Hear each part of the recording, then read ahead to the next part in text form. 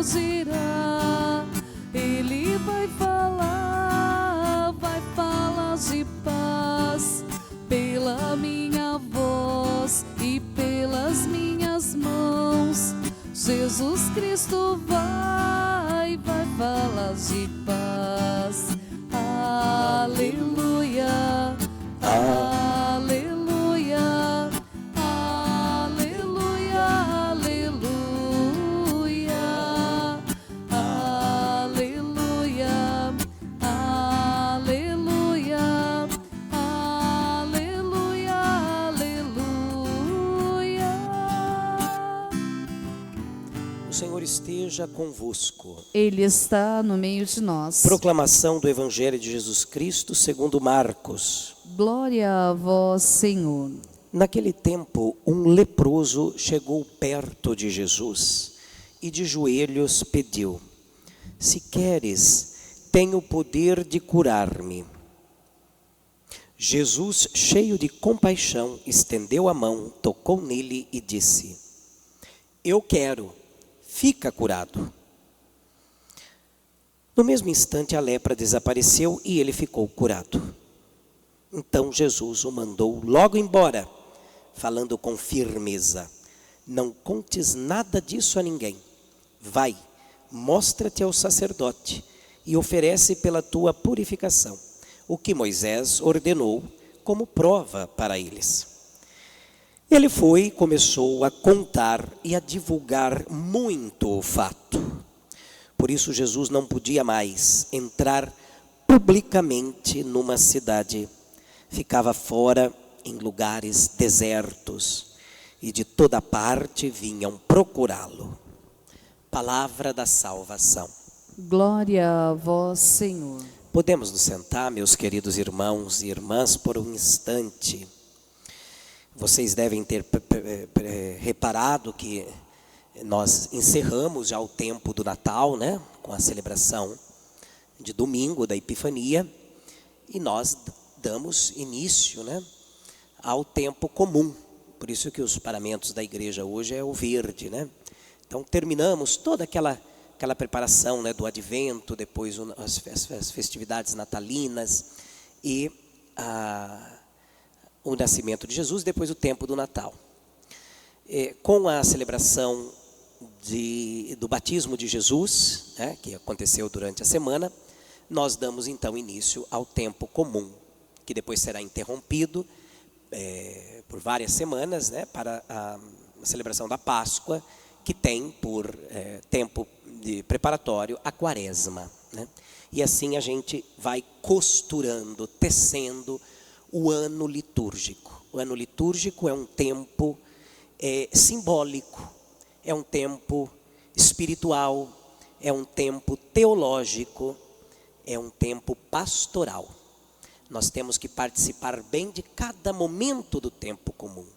Começamos com o Natal, depois vamos caminhando em vista da Páscoa e depois seguimos Jesus no seu dia a dia, nesse tempo que nós chamamos comum.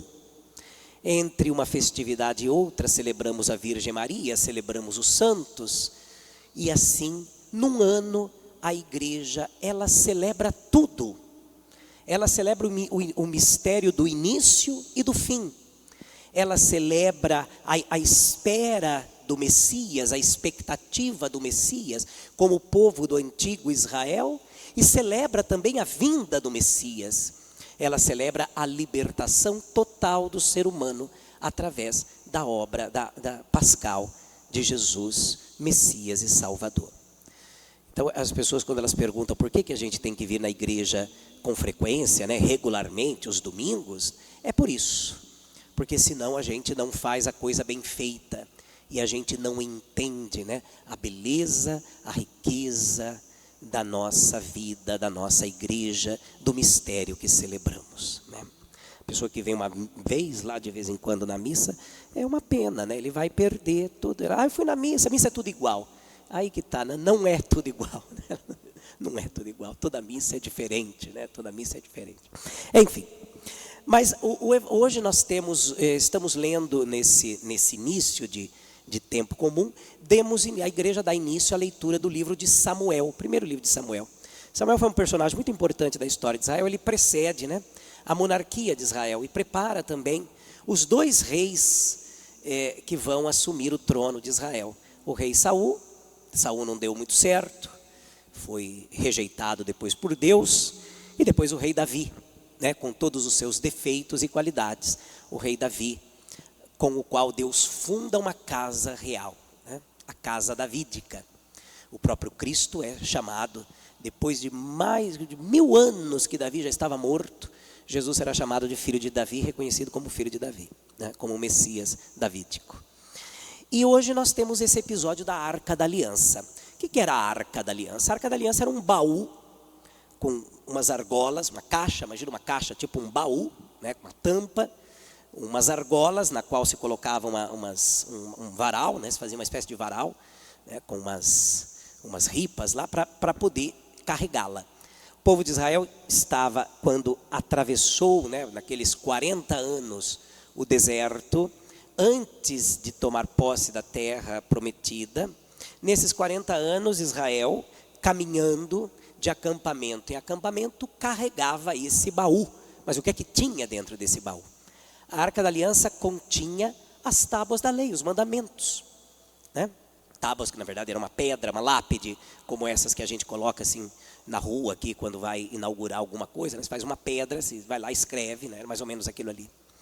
E aquilo era sagrado, porque a lei para Israel, para o povo de Israel, antigo, para o Antigo Testamento, a lei, os mandamentos, era, para todos os efeitos, uma espécie de santíssimo sacramento, porque ali estava a palavra, a vontade de Deus. A vontade de Deus estava ali, contida naquelas palavras. Então essa arca era carregada com reverência, tinha uma espécie de baldaquino também portátil, né, com uns varaus que vinha com um pano em cima, e na medida que os judeus carregavam, né, esse baú, né, para protegê-lo, para dar dignidade, e onde se parava, se armava uma espécie de tenda, dentro da qual se colocava, se depositava a arca. Por quantos dias eles ficariam ali parados, né, esperando a ordem de levantar acampamento e a continuar a viagem. Quando chegou em Jerusalém, em Israel, a arca não foi construído um templo, uma igreja, vamos dizer assim, como essa daqui, para depositar a arca. A arca continuou dentro de uma tenda, né?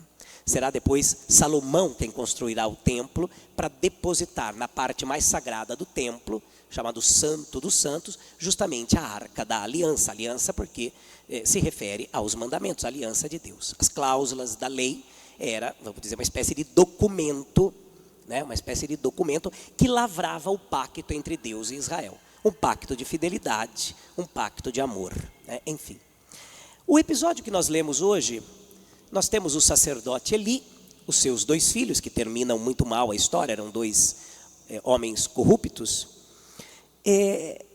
Acontece que Israel está metido numa daquelas várias guerras que ele terá que enfrentar durante a sua história, né? Os filisteus, por incrível que pareça, não sei se o nome Palestina vem de filisteu, é uma romanização do termo hebraico filisteus, né? A Palestina hoje vamos dizer assim, é uma versão romanizada da palavra Filistim, né? Filisteu, enfim, e que não tem nada a ver, porque os filisteus eram gregos e hoje os palestinos são árabes, mas o nome ficou, né? Israel está em guerra com esses filisteus. Veja bem, Israel vem do deserto, simplesmente chega, começa a tomar posse da terra. Os que estavam lá, obviamente, vão fazer guerra, né? Vão defender o que é deles. Bem, mas acontece que na história teológica de Israel, aquela terra foi dada para eles. Então, para tomar posse da terra, Israel não tem força, não tem um exército preparado para isso. E como é que acontece então a posse da terra? Nesse episódio que nós lemos hoje, os filisteus estão ameaçando Israel, inclusive de destruí-lo. A arca é trazida no meio do acampamento e uma grande oração, um grande louvor, né, acontece. E enquanto isso acontece, Israel vence a batalha. A ideia de fundo é aquela: não é Israel com as suas forças que vence a guerra, Não é Israel com sua força, com seu exército, com a sua inteligência, com a sua sabedoria, que toma posse da terra. É Deus, na sua infinita misericórdia, que tem um plano, não só para Israel, mas para toda a humanidade, que quer dar aquela terra a esse povo. Nós sabemos que essa terra foi prometida a Abraão, lá no início da Bíblia. Abraão é a promessa mais importante de todo o Antigo Testamento. Em torno dessa promessa giram todas as outras promessas. Abraão, sai da tua terra, vai para a terra que eu vou te mostrar. Eu vou te dar uma terra, você vai ser pai de uma grande nação. E em ti todas as nações da terra serão abençoadas. Porque anteriormente em Adão, todas as famílias da terra tinham sido amaldiçoadas. Então Abraão é aquele que vem para quebrar a maldição que pesava sobre a humanidade. Bem, no Antigo Testamento, nós sabemos que essa maldição vai continuar. E depois nós cristãos, lendo o evento Cristo, né, aquilo que Cristo realizou, sabemos que é Ele, a semente santa de Abraão, que veio ao mundo como o Cordeiro de Deus, que tira o pecado do mundo. Cristo é o Filho de Abraão, que tira o pecado do mundo, a maldição do mundo. É em Cristo que todas as famílias, todos os povos da terra são abençoados. Não importa se os povos hoje acreditam ou não em Jesus Cristo. Não importa se as pessoas acreditam em Cristo, toda a humanidade foi abençoada. Né? É claro que para a gente perceber essa bênção, né, a gente precisa conhecer Jesus Cristo e viver a sua proposta, o seu evangelho. Senão a gente não percebe essa bênção. Mas todos nós fomos abençoados, porque a grande maldição do mundo qual é? A grande maldição do mundo é a morte, é morrer. Esta é a grande maldição do mundo, a morte. São Paulo vai dizer, né, o salário do pecado é a morte, mas Cristo nos deu a vida. Ao nos dar a vida, ao morrer por nós, vencer a morte, Cristo nos devolve a vida. Então ele tira a maldição do mundo. A morte que assustava, a morte que é treva, a morte que é o pecado, a morte que é justamente toda essa obra mundana que existe, né, que leva tanta destruição, né, para tantos lugares. Essa morte foi vencida por Jesus Cristo. Ela não tem poder sobre nós. A morte do corpo é uma passagem para um encontro profundo com a vida. Então a Arca da Aliança vai ser para Israel esse símbolo da presença de Deus no meio do povo. Quando o povo se reúne para rezar diante dessa arca. Porque veja bem, nós temos que tomar cuidado, porque a arca, do jeito que a gente lê, às vezes a gente acha que ela tinha um poder mágico, né? É como alguma coisa mágica. Hoje as pessoas, elas têm voltado muito à magia, né? Inclusive dentro da igreja. As pessoas acham que uma medalhinha, alguma coisa, sai uma força mágica. Não é assim, né? Depois não dá certo, a gente acha que tem algum problema com Deus. Não, é você que está entendendo errado as coisas. A arca era um símbolo da presença de Deus, mas não era Deus. Deus estava além da arca. Né? As imagens, tudo isso são símbolos. Nos leva a pensar em Deus, mas não sai nenhuma força mágica dessas coisas. Não é assim que funciona. Né? A igreja cristã, ela é contra a magia. E aí, quando às vezes a gente vê alguns exageros, a gente até concorda com alguns evangélicos por aí, porque às vezes eles têm razão mesmo, né?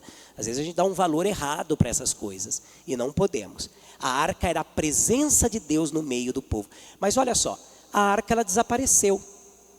Ela desapareceu. Quando Nabucodonosor, muitos séculos depois da morte de Davi, invadiu Jerusalém, destruiu o templo, ele destruiu, porque a arca era toda feita de ouro, ele destruiu, né, a arca, derreteu, levou lá para a Babilônia, e a arca desapareceu. Até hoje ninguém mais encontrou, ninguém sabe onde está essa arca, a não ser nos filmes de Hollywood, lá, né, no Indiana Jones e os Caçadores da Arca Perdida, que é justamente uma paródia em cima disso aqui, né, que ele encontra lá a arca, mas aquilo ali é cinema, é filme, não tem nada a ver com a realidade, né? Enfim. Hoje, olha só, como que a igreja entendeu essa questão da arca? Eu acho que é aqui que é importante, até para a gente já ir terminando aqui a reflexão. Um dos títulos que nós damos à Virgem Maria é Arca da Aliança. Quem reza a ladainha, né, de Nossa Senhora, acho que todo mundo aqui já rezou quando termina o terço, né? Um dos títulos que nós damos à Virgem Maria é Arca da Aliança. Por quê? Porque a arca não era justamente esse receptáculo daquilo que Israel tinha de mais sagrado, a lei, a palavra de Deus, né? Diz que tinha lá também o maná e o cajado de Moisés, eu não sei. Enfim, Maria não é justamente, o seu ventre não é aquele ventre que conteve a coisa mais sagrada da história da humanidade, o corpo do próprio Jesus, do próprio santo, né? Então Maria recebeu esse título de Arca da Aliança, por ter carregado no seu ventre o próprio Messias. Hoje, sempre em analogia a arca do Antigo Testamento, o que é o nosso sacrário, né? O sacrário é para nós cristãos católicos uma espécie de arca da aliança, porque ali está para nós a coisa mais sagrada da nossa fé, o corpo de Jesus Cristo. Então, quando você vai ali na igreja, aqui, você vai ali na capelinha, né, do Santíssimo, e aqui vocês têm um Santíssimo enorme, né, gente? Uma porta enorme. Aquilo ali é para nós hoje a nossa arca da aliança, porque ali está a palavra de Deus. Jesus Cristo é justamente a palavra de Deus, a lei de Deus, a nova lei, a lei do amor. Mas nós também somos não só convidados, mas convocados a nos tornarmos a arca da aliança. Toda vez que você comunga, você traz para dentro de si o corpo e o sangue de Jesus Cristo. E você se torna uma arca ambulante. Onde você vai, você leva Jesus. Ele está dentro de você. Então todos nós batizados nos tornamos templos do Espírito Santo e arca da aliança, porque dentro de nós está o Senhor, fiel à sua aliança. Resta saber se nós somos fiéis a esta aliança. E é por isso também que nós devemos respeitar as pessoas. Toda vez que eu desrespeito um ser humano, eu desrespeito um templo sagrado. Eu profano a imagem de Deus. E hoje as pessoas têm se desrespeitado tanto por tanta bobagem, por tanta coisa, né? Se a pessoa não pensa como eu, ela não presta. Então a gente xinga, né? Sobretudo nos meios sociais, né? As pessoas se desrespeitam, elas vomitam toda a inquietude que existe dentro dela, toda falta de religião que existe dentro dela, ela expõe de forma terrível, e isso não faz bem para ninguém. Nós temos que nos respeitar, sobretudo entre nós dentro da igreja. Ninguém aqui pensa igual, ninguém tem obrigação de pensar igual aqui dentro, mas quando nós nos reunimos diante de Jesus Cristo, nós temos o dever de escutar a sua voz de pastor, e devemos reconhecer que o irmão que está do meu lado, independente de quem ele também é templo do Espírito Santo, ele também é chamado à salvação. Hoje tem muitos cristãos, muitos católicos que não respeitam nem o Papa mais, gente. Isso é pecado, viu? Vocês sabiam que falar contra o Papa é pecado? Está no catecismo. O Papa é um símbolo de unidade. Se você fala contra o Papa, você está cometendo... Vai se confessar, porque de repente você chega lá no céu, São Pedro, que foi o primeiro Papa, fala: aqui você não entra. Você falou mal do meu sucessor. Isso é sério, eu não estou brincando, não. O Papa, obviamente, não é santo. Ele também luta como nós para ser santo. Mas ele é um símbolo de unidade na igreja.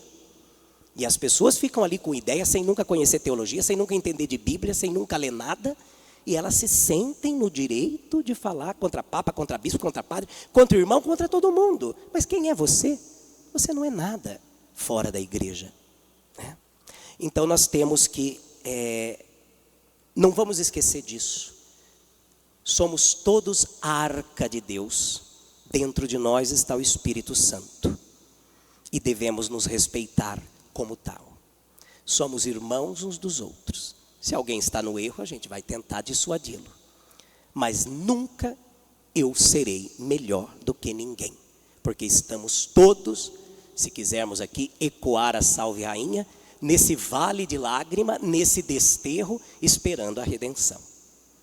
E enquanto não chegarmos lá, a única garantia que nós temos é que Jesus é a salvação. Agora, se eu vou chegar lá, isso aí eu já não sei. Eu espero, né? Enfim. Que o Senhor nos abençoe.